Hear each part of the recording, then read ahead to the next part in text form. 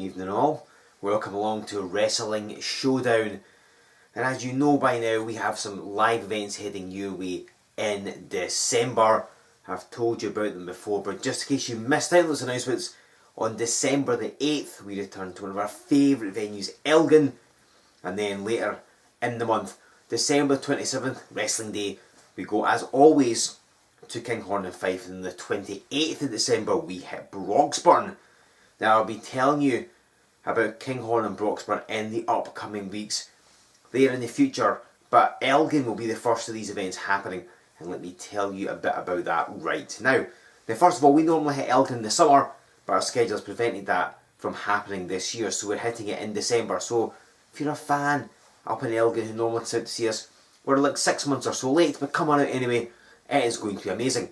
If you were there last year, you will remember that at the end of the event there was a challenge issued for two wrestlers to face off in a specific type of match. And yes, fans in Elgin, you've been waiting about a year and a half, and finally it's going to occur.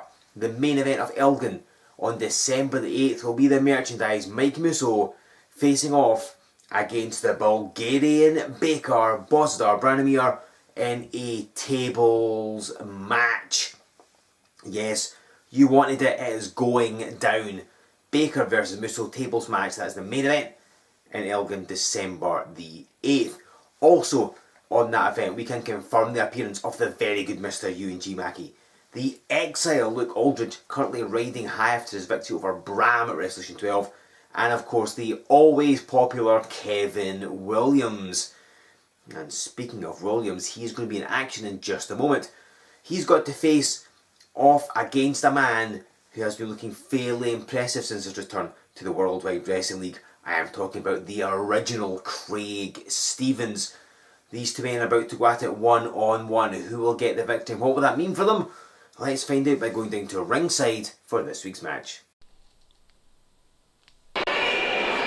Ladies and gentlemen, this is Joe Fordyce with your Wrestling Showdown. We have a singles contest set for you. Who's in the foreground, in the black signet with his name emblazoned on the back, is Kevin Williams, and he is taking on the man in the grey or off-white is probably a better colour to describe it. The off-white trunks, the original Craig Stevens. Well, we saw Steven just 3 weeks ago or so here in Showdown, taking on Mike Musso. Kevin Williams was here a couple of weeks ago, taking on Will Cruz in what was a very spirited contest. Williams has been in something of a role as of late here in W3L.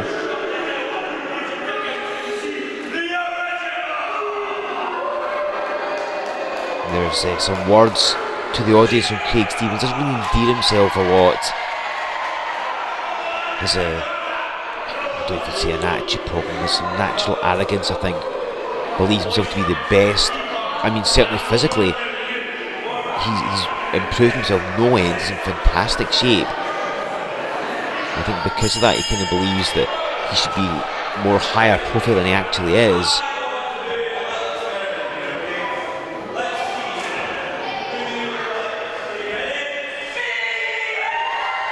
Will Williams is telling Stevens, let's see who the crowd prefers. And they cheered him a lot. Not so much fans of Craig Stevens, it seems.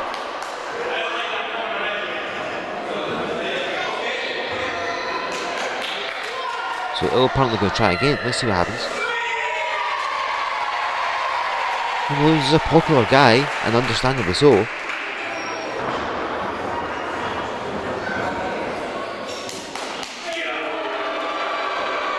Nope, Stevens not so popular.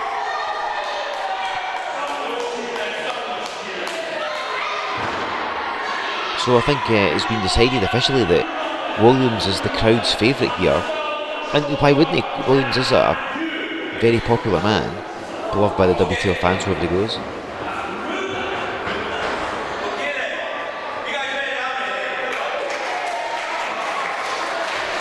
No, everybody's ready. Let's get this one underway, I think. Williams has been a bit of a roll as of late. Of course, he's had some wars with the very good Mr. Ewan G. Mackey, like I mentioned. There's a Will Cruz.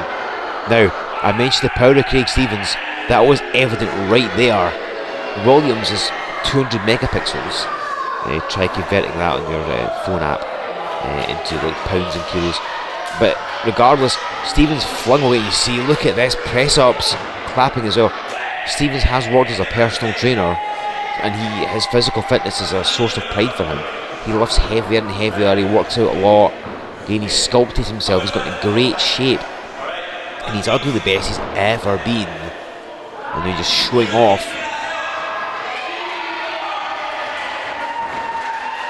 Williams' genius, crowd are getting him on his side. Because again, Stevens threw him down with ease. And Williams, he's obviously not like a small man by any means, but like he's not that easy to manoeuvre around if he doesn't want to be. And Stevens throwing him about like he's nothing. There's not a situation that Williams is always entirely familiar with. This makes Stevens a dangerous competitor. Well, I've said that Williams has been a bit of a winning streak. Stevens has been doing quite well for himself since he returned to W3L. When we saw him at 7 Deadly Sins, because after Johnny Lyons a chair during the semi-finals, and the fair was eliminated, but took Lyons to the very limit.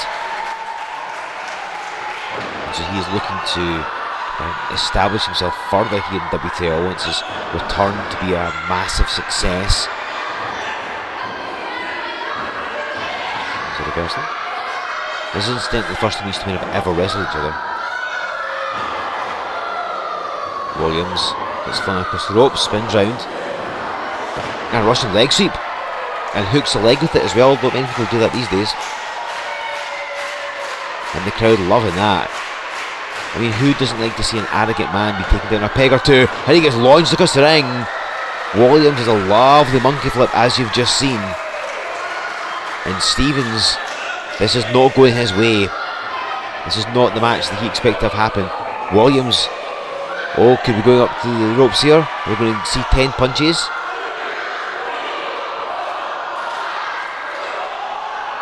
And face first. And a clothesline. Craig Stevens, there's the, now look at this, straight for a cover as well, no messing about. Took a couple of those punches, was able to lift Williams. You saw how he easily was manhandled earlier, and dropped him face first. He may have smacked the metal hook that connects the turnbuckle pad to the ring post. Those things are rock solid, and they have to be to hold the tension in the ropes, because the ropes are very tight. So Williams gets dropped face first into one of those.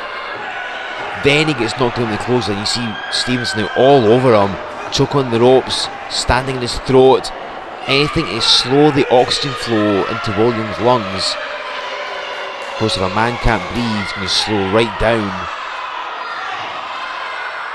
That's why Stevens targeting some gut shots there. Goes in for a cover. One thing about Craig Stevens that you have to actually give him credit for is that invariably, whenever he knocks you down, as he's just chucking Williams on the ropes here, be it with a snap near a closing body slam, he goes right for a pinfall. Even if his opponent's still a bit too fresh and may not be about to be defeated. And see, there it is again, hits a back elbow right in for a cover, and you might argue, well, Williams so that worn down and be able to kick out, and he still has fire in the tank, and he does. But he has to expend energy by throwing Stevens off him and kicking out. So it's another good wear down move, and you never know when you might get that pinfall, because especially right now as Williams gets ricochets back out. Covers, referee down again, only gets the 2. Because words in the W3L changing room is that management are looking at this match and potentially giving one of the participants in this, whoever wins the contest, a championship opportunity or something. That is the rumour, I can't confirm it. So it makes it a big match for both men, because there could be a title shot on the horizon for one of these men. As Williams gets flung down by the hair, Stevens in for the cover. But Williams kicking out. Because Williams has been on a roll, as I said. It'd be great for him getting a title shot. Same with Stevens actually, either man would be worthy of one. Of course, it just depends on which title they would go after. Will it be Divers in the Showdown title? Will it be Lions in the Heavyweight title? Hang on, cover. This is where they have to choose a tag team partner and go after the tag title. Who knows? Elbow drop by Craig Stevens. And now press ups, just to show that he can. And goes to a cover there, hooks a leg as well, but took too long. He should have done the press ups after he got the pinfall, but that enabled Williams to gain a couple of seconds.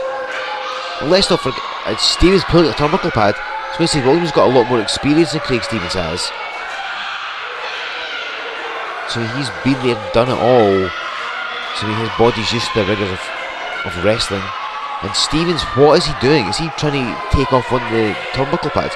They're usually fixed on fairly tightly because they're not supposed to come off. They're covering the end of that turnbuckle hook. And it is a hook. Oh, hang on, Williams with the roll up. Stevens wasn't watching.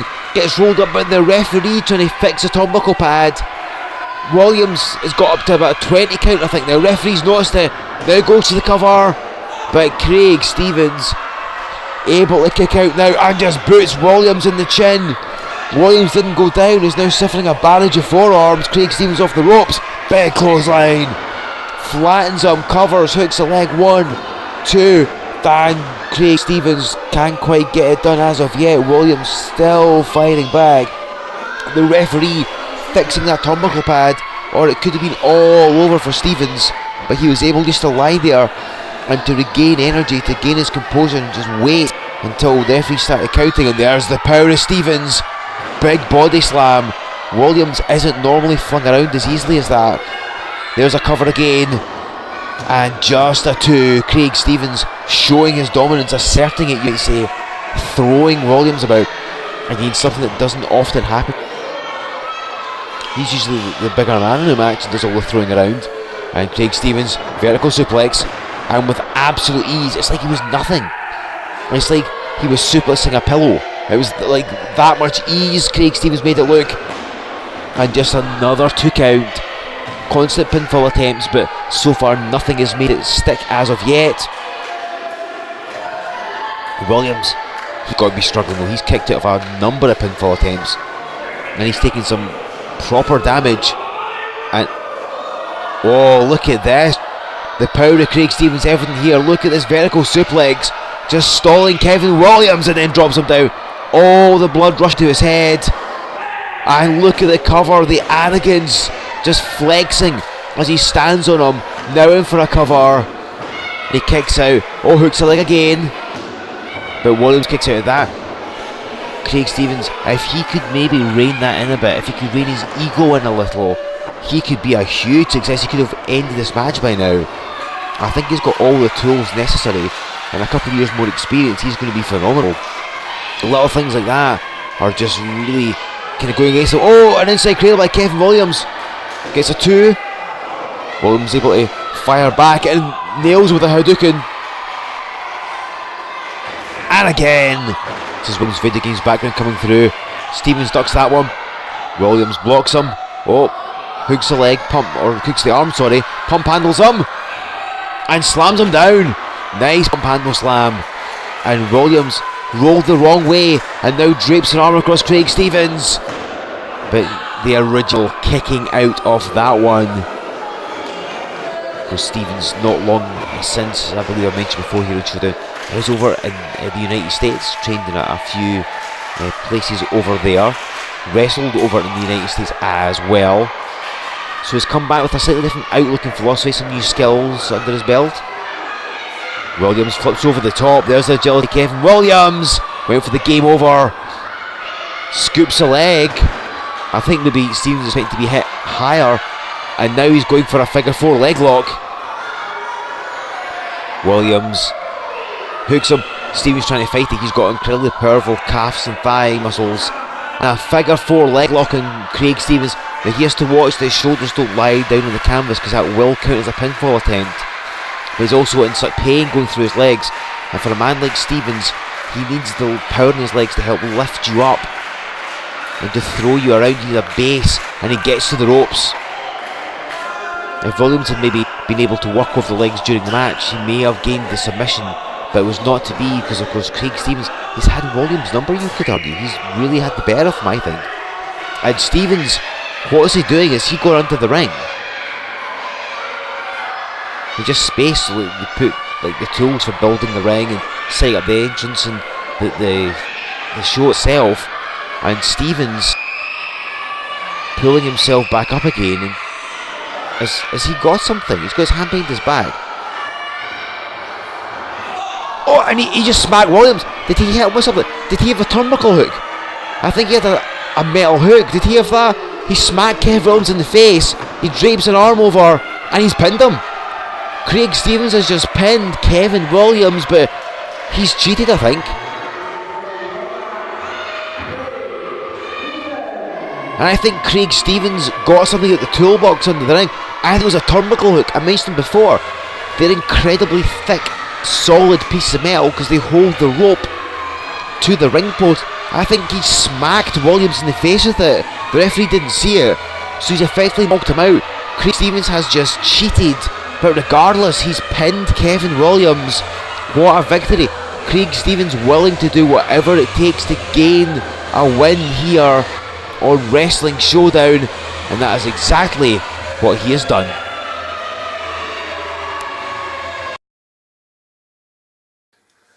A victory by the original Craig Stevens, albeit controversially, and I can confirm to you that manager have decreed that due to that victory, Craig Stevens will be receiving a championship opportunity in 2 weeks' time right here on Wrestling Showdown. But what championship will it be? He's going to be challenging for the W3L Heavyweight Championship against tenacious Johnny Lyons. That is one not to be missed, so make sure you hit the subscribe button to this channel and you won't miss it. Stevens versus Lyons in 2 weeks, that's going to be amazing. Now, how will that affect our live events in December? You'll find out by watching, but remember they happen on December the 8th, 27th and 28th. The 8th we hit Elgin. I told you about the main event, Musso versus Baker in the tables match. December 27th, of course, we hit Kinghorn. December 28th, we are in Broxburn. Tickets for all of those events are available right now from our website, W3LWrestling.com. Make sure you like us on Facebook, follow us on Twitter, join us over on Instagram, subscribe to this very channel, and use the hashtag W3L Wrestling Showdown to tell us who you'd like to see in Elgin, who you'd like to see in Kinghorn and in Broxburn as well. And make sure you have liked us and followed us on all of our social media platforms, because we are going to be making a special announcement about another event happening this coming week. Where is it? When is it? What is it about? You'll find out by following us online, Facebook, Twitter, Instagram, all that jazz. Check out the website as well. Another event for you which you will find out about this coming week here in the Worldwide Wrestling League. Then come back in 7 days' time, because, ladies and gentlemen, it's the return of the King of All Evil, Bram, to W3L. What's he going to be doing? You'll find out right here on Wrestling Showdown.